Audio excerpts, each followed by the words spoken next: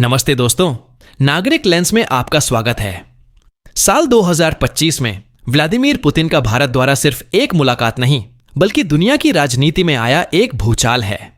जब अमेरिका और पूरा यूरोप रूस को अलग थलग करने की कोशिश कर रहा है, तब नई दिल्ली में रेड कारपेट बिछाकर पुतिन का स्वागत करना भारत की निडर विदेश नीति का सबसे बड़ा सबूत है।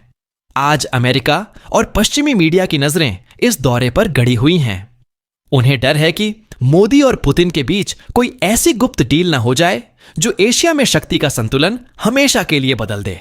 आज हम जानेंगे कि आखिर अमेरिका इस दोस्ती से इतना क्यों घबराता है। भारत और रूस के बीच कौन से नए हथियार और तेल के समझौते होने वाले हैं। कहानी की शुरुआत इतिहास के उस पन्ने से करते हैं जिसे हर भारतीय को याद रखना चाहिए। आपको 1971 का वो साल याद होगा जब पाकिस्तान हम पर हमला कर रहा था। तब दुनिया की सबसे बड़ी महाशक्ति अमेरिका ने पाकिस्तान का साथ दिया था। अमेरिका ने अपना 7वां बेड़ा भारत को डराने के लिए बंगाल की खाड़ी में भेज दिया था। भारत अकेला पड़ गया था। लेकिन ठीक उसी वक्त रूस ने अपनी दोस्ती का फर्ज निभाया। रूस ने अपनी परमाणु पनडुब्बियां अमेरिका के बेड़े के सामने खड़ी कर दी और साफ कह दिया कि अगर भारत पर हमला हुआ तो अंजाम बुरा होगा। उस दिन अमेरिका को पीछे हटना पड़ा था। भारत यह एहसान कभी नहीं भूलता। अब बात करते हैं 2025 के इस दौरे के असली मकसद की। सबसे बड़ा मुद्दा है रक्षा सौदे।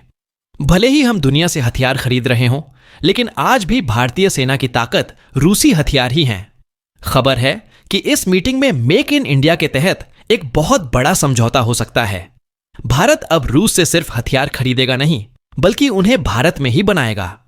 अमेठी में बन रही AK-233 राइफलें तो बस शुरुआत हैं। असली चर्चा सुखोई फाइटर जेट्स के अपग्रेड और S-400 मिसाइल सिस्टम की बाकी डिलीवरी को लेकर है।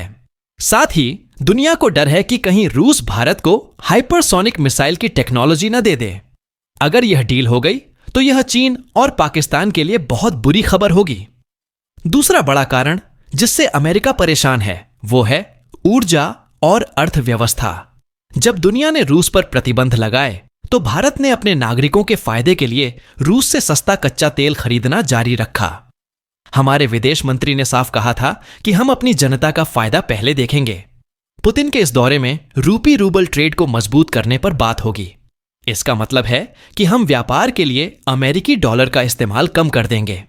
अगर भारत और रूस डॉलर को छोड़ दें तो यह अमेरिका की आर्थिक ताकत को सीधी चुनौती है।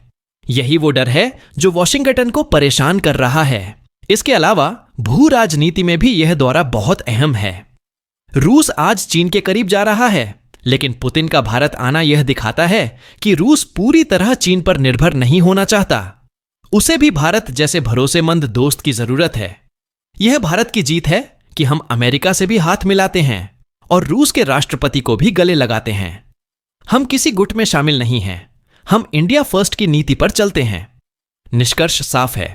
व्लादिमीर पुतिन का भारत आना बताता है कि पुराने दोस्त सोने की तरह होते हैं। अमेरिका चाहे कितनी भी धमकियां दे ले, लेकिन नई दिल्ली और मॉस्को के बीच का यह रिश्ता अटूट है। यह दौरा दुनिया को बताएगा कि 21वीं सदी का भारत अपने फैसले खुद लेता है। अब आप बताइए, क्या भारत को अमेरिका के दबाव में आना चाहिए या अपनी स्वतंत्र नीति पर चलते हुए रूस का साथ देना चाहिए? कमेंट बॉक्स में जय हिंद के साथ अपनी राय जरूर लिखें। अगर आपको यह विश्लेषण पसंद आया हो तो वीडियो को लाइक करें और अपने दोस्तों के साथ शेयर करें। नागरिक लेंस को सब्सक्राइब करना ना भूलें। मिलते हैं अगले वीडियो में। जय हिंद, जय भारत।